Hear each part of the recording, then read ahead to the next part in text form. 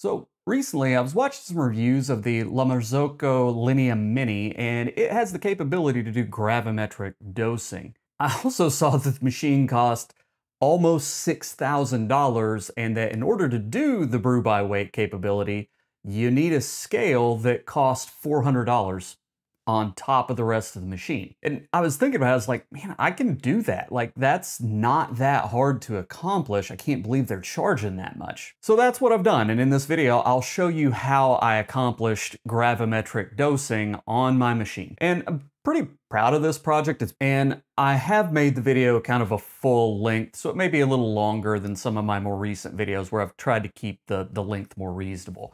I just want to do justice to all the effort that I put into this because it did take some work to accomplish getting all this ironed out. So first off, let me just explain that gravimetric dosing doesn't mean anything other than just brewing by weight, which is something that most people already do with their espresso.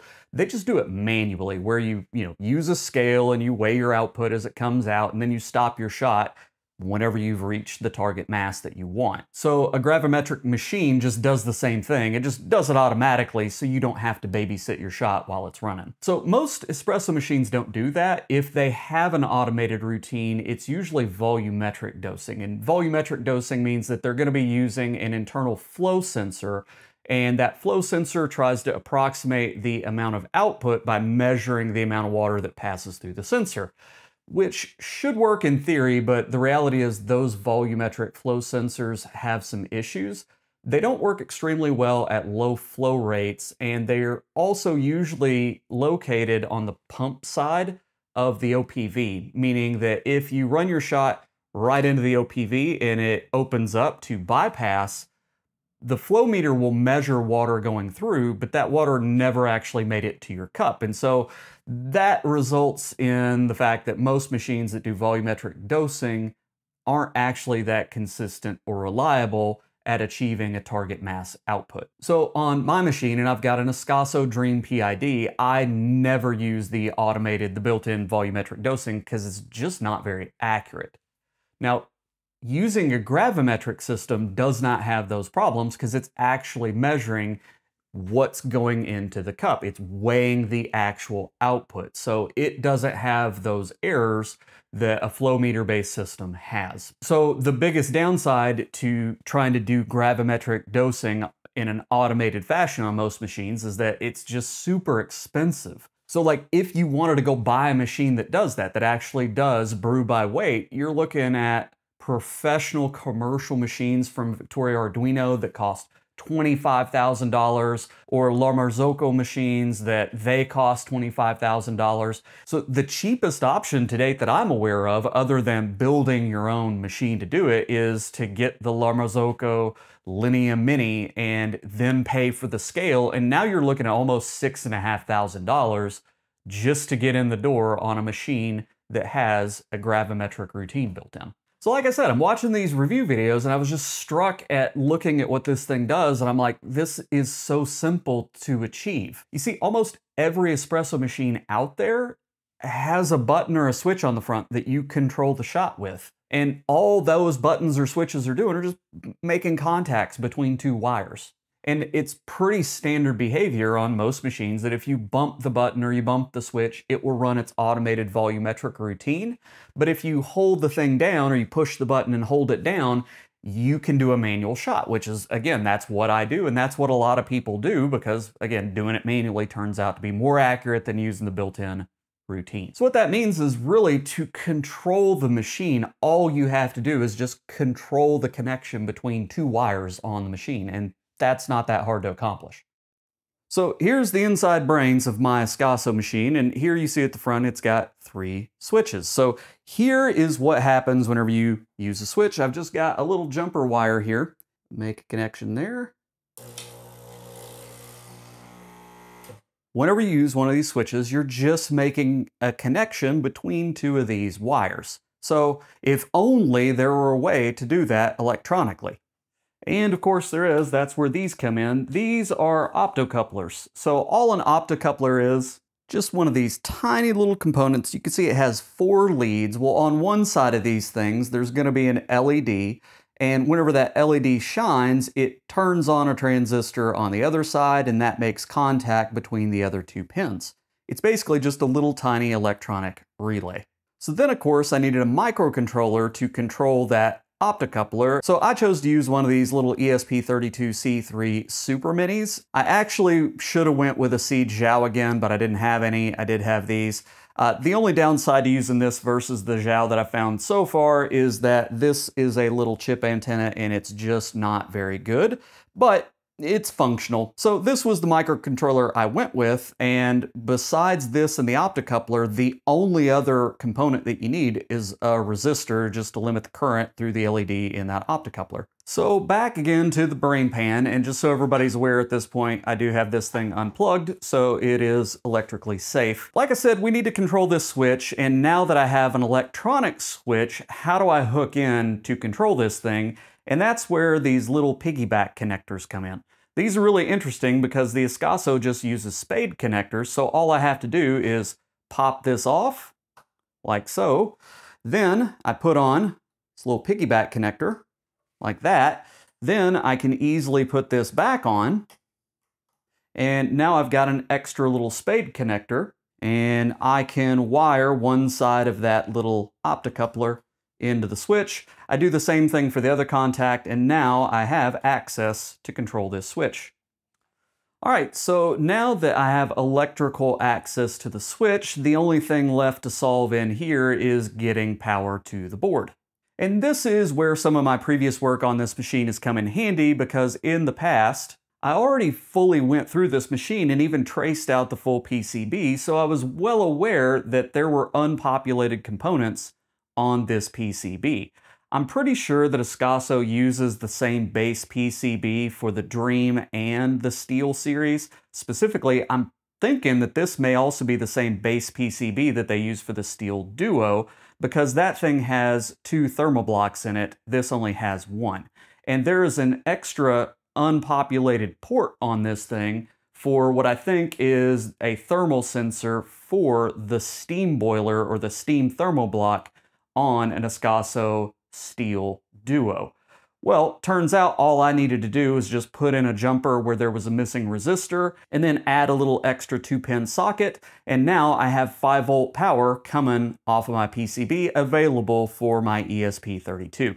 And now that was basically it. I have full electric power and control of this machine with this little ESP32, and if I can attach to the ESP32 via Bluetooth or Wi-Fi, now I can have remote control of my shots. And that did lead to one final problem. Ascaso isn't messing around with this machine. Everything is cast aluminum. The whole body is cast aluminum, and the top is cast aluminum, which means when you put the top back on this machine, I have just formed a Faraday cage around the internals, which makes wireless communication next to impossible. So what I ended up doing is I actually have these wires coming in, and they have been fed down through the back, and the ESP32 is not located up here. It's actually down on the base of this machine, so let me show you that. And here you are. I know it's not necessarily the most professional looking install at the moment. This was intended to be temporary.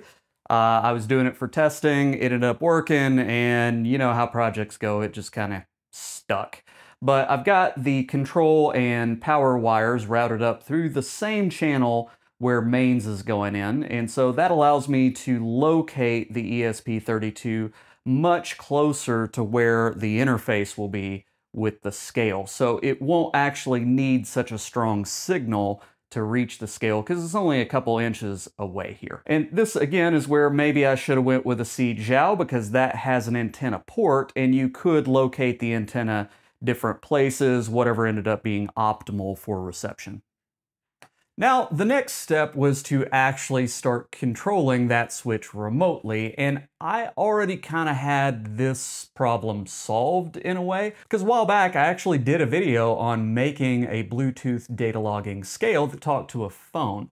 So I was able just to completely reuse the hardware from that build and just change the fact that the scale is now talking to the device within the espresso machine. And so now I've got a device that can weigh the output of the shot and run a routine that turns the machine off whenever I hit my target mass.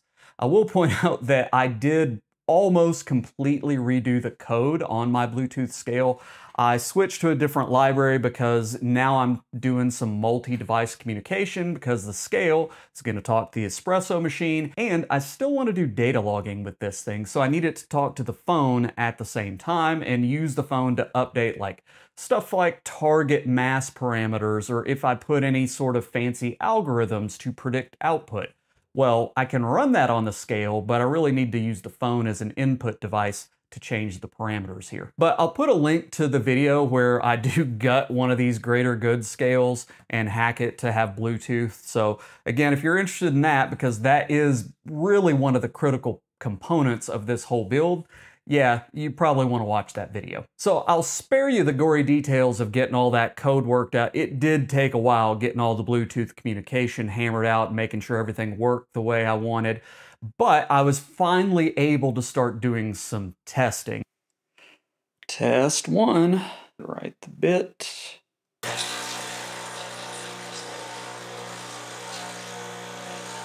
Ha! How about that? That feels good. And that's where I found out, yeah, having the device located inside of the main body of my espresso machine causes communication problems. And oh, I need a routine available on the switch that actually shuts the machine off if I drop communication. And so I hammered all that out over the course of a week or so. Now, the very last piece of all this, of course, is that I want data logging. And so I needed an Android app. And I already had an Android app that would talk to the scale, but that thing was built with MIT App Inventor, and I was just really never fully satisfied with it. It felt very hacky. So I rebuilt an app from the ground up in Android Studio using Kotlin, using, again, his up-to-date stuff, full ground up build.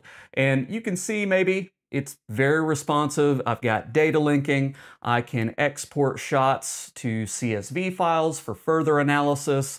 I can update my target weight, and I've just got plain old manual control. If I want to stop and start a shot from the phone, I can do that. The most important thing currently, though, to me is that I don't need the phone.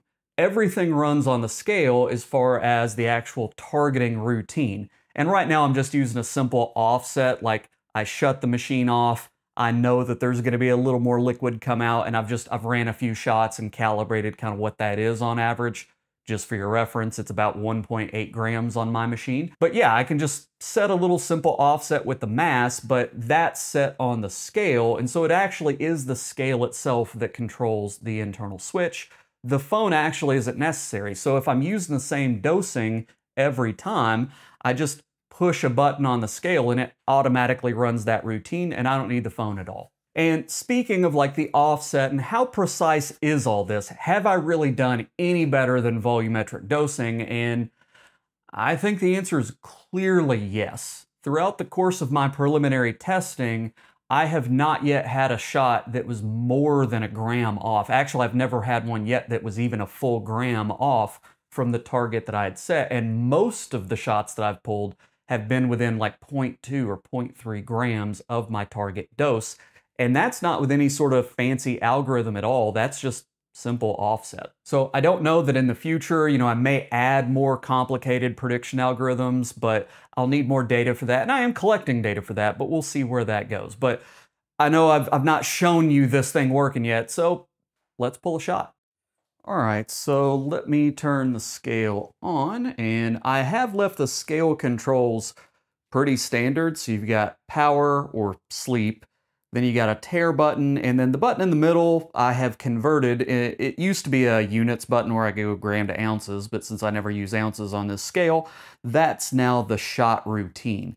So it's probably hard to see up here, but at the top I've got, battery monitor, but also a couple of indicators for connection status. So right now it has S is a Y, P is an N, so the phone's not connected, but the scale and the switch are connected. So the scale sees the switch, they've got a connection. Whenever I am running a routine, I've just got a little asterisk that pops up to let me know that it's supposed to be running. Let me open up the app, and now you'll see, again, if you can make it out, and I don't know if this is showing up on the video, but now the P is turned to a Y because the phone is connected. All right, so now that I can put the app up on the screen too, you'll see that I've got some other features in the app so I can read what the current target weight on the scale is. You can see it's 43.1 because like I said, I've got about 1.8, 1.9 grams set for an offset, and I've been pulling 45 grams of output. I've got about an 18-gram dose in there of espresso. It's, I think, 18.1 because I'm not that careful whenever I'm not doing experiments. But I can update the shot target through the app. So I could do 43 and then just say set target. And then if I wanted to double check, I'd read it back, and yeah, on the scale it's showing 43. Let's just leave it there. It'll be a little shy of 45 if this thing remains consistent. I don't know why I'm a little nervous. I could always just cut this and redo it, but this is the first real demo that I've done. I've done testing, and you know, some of that was on video, but that was just proof of concept. This is the first video shot that I've got of, hey, does this thing really work? So anyway, here we go. I'm gonna go ahead and tear. And now I'm gonna hit start shot logging, and that starts the routine on the phone to capture the data, and it will pull the shot.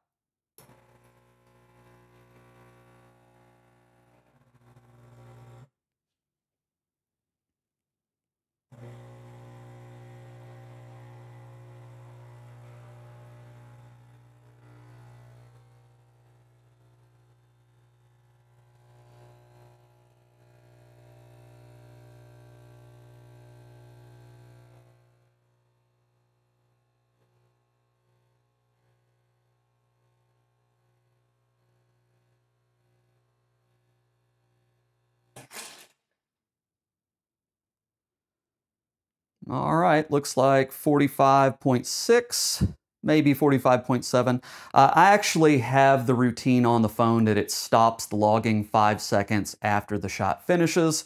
So within that time frame, I would have called this a 45.6 gram shot, which again, that's a little heavier than I have been getting, but that's still less than a gram, and I am totally satisfied with that at this point. So now, once I have this thing, I can just export the CSV. It will allow me to create a new file. I haven't gotten the data sorted out to append yet, but I can create and save a new file. Here you can see I've got some shot logs already in there. And so now I've got the shot data captured. And so now I can export this data into a computer for analysis if I want. Now I'm gonna finish making the shot because I don't like to waste coffee. So, all right, so let me get this all cleaned up and set aside. All right, well, we're back. You may notice that I have changed shirts. So, you know, I've been moving the espresso machine around a little bit today, getting these different shots, getting it out of the kitchen, getting it in here, putting it on the table and off. Well, I haven't had any water in it. I've actually had the whole tank out that whole time until I pulled that shot. And the Ascaso Dream water tank is not captured. You just slide it in and out, right? Well, I wasn't paying attention when I went to get it off the table. Yeah, I just dumped water all over myself, all over the floor, frickin' everywhere. And I didn't get it on video, but the audio was still rolling. So enjoy. Me sideways. So there's the overview of this project and how it works and what I've done, and I'm gonna conclude with a brief rant. Please indulge me. I'm sorry, I know this may get a little weird. By the way, it's not a bad shot. But, you know, I've got this machine now, and it pulls pretty consistent shots based on mass, and it's likely that with more data collection and analysis, I may be able to build a better predictive routine that's even more accurate than a simple offset. And the coding took a couple weeks to hammer out. The hardware side, the real pinch point is that Bluetooth scale. The switch components for inside of the machine and hooking that up are really, really simple. I mean, it is a, you know, ESP32 dev board, a resistor, and an optocoupler. That's it, right? Then you just got the wires to hook everything up. My machine's super easy because the way it's built, it uses those spade connectors, and with a piggyback, you're right in there. Something like a Breville where they use multi-pin headers might be a little bit more complicated, but the base technique would still work.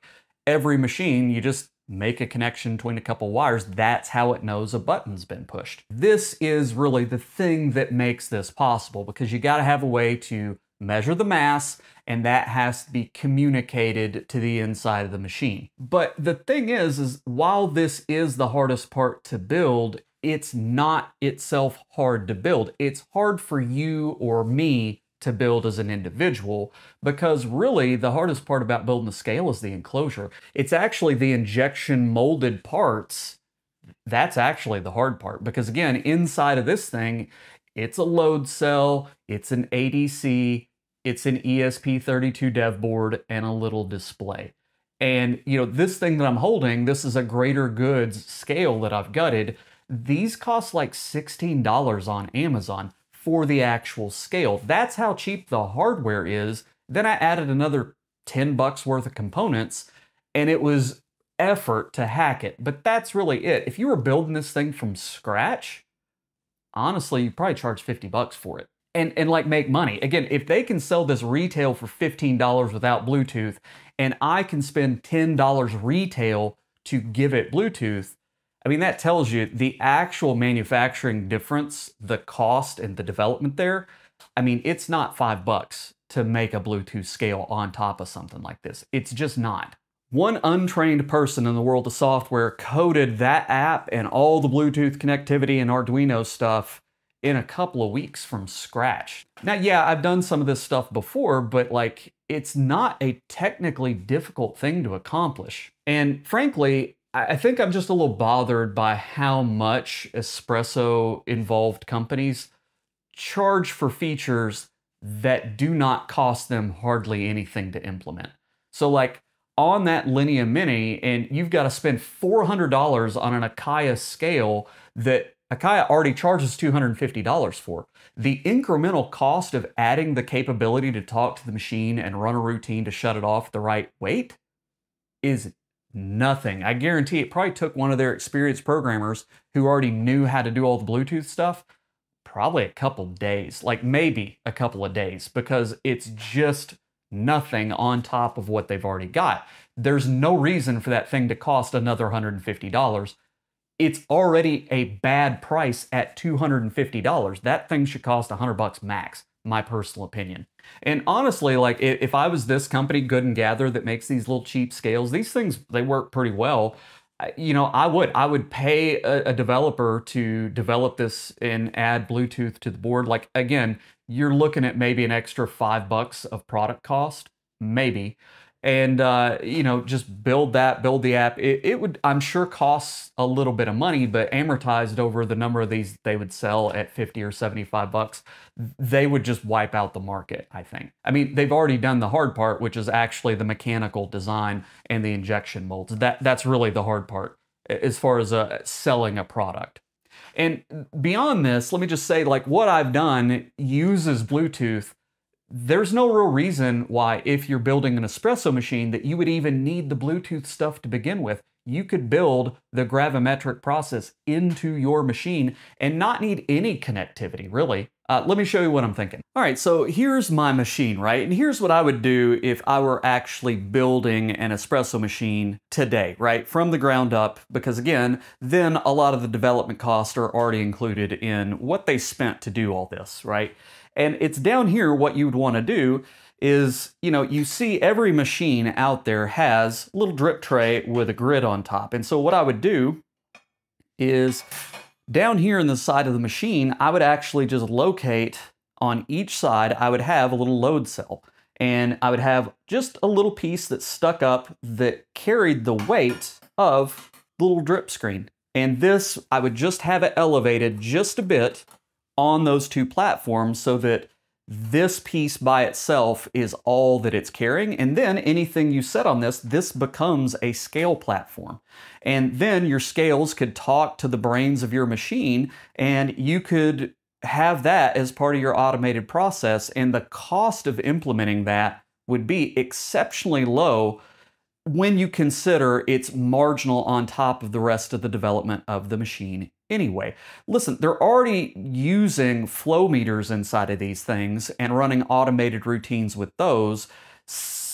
You know, all they have to do is just change, instead of using the flow meter output, they now just have to have an ADC and a couple of load cells and use that output. They've already got the routines in the programs these machines run. They literally just need to add the ADC and a couple of load cells. And you're thinking, oh, well, that's development cost. It's really not. Load cells are super cheap. ADCs are very, very cheap. You're talking, you know, retail costs, like you going and buying this stuff off of Amazon, cost $5 to $10. At a manufacturing level, this is $1 or $2 of parts. So anyway, that's what I was thinking with the machine. Is like, man, this stuff, you know, I'm watching these videos of people with these, you know, $6,000 machines, and they're getting charged extra to buy these scales. And then you see machines that charge like an extra $100, $200 to implement PID control. And it's like, all the hardware is the same. It's just a simple software routine, and they're charging a pretty good chunk of money, right? 10, 15, 20% more for a product just because it has this routine on board. And, you know, I just wanted to demonstrate how not hard this would be to implement for manufacturers, and the fact that, you know, only these crazy expensive machines have it.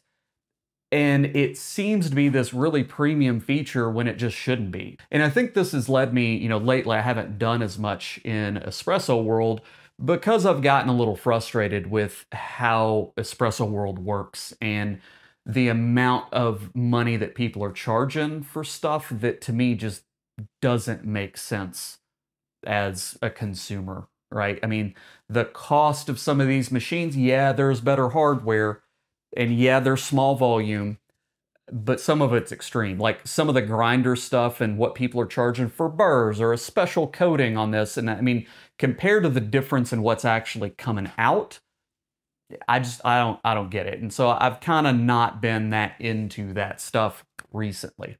So let me stop with the rant and we'll just wrap this thing up. I appreciate you indulging me.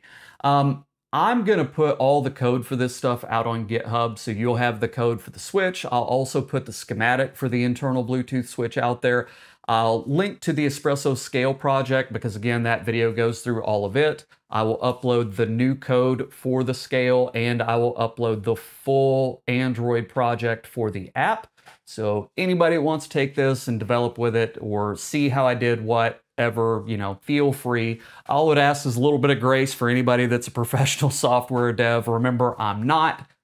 Please don't judge my code. I know it's probably not organized very well, and I know the code is probably not that great, but it works, and that's all I really cared about. Now, as has become a little bit common in my recent videos, let's fire the shill cannons. I do still have quite a few of these leak detector PCBs, so if you're into microcontroller stuff, you're looking for a good leak detector circuit, I've got these up on Etsy. I'll put the link down below in the description. I'd love to hear your feedback on this project. Any comments you might have, feel free to leave them down below. And as always, I appreciate your time. Thanks.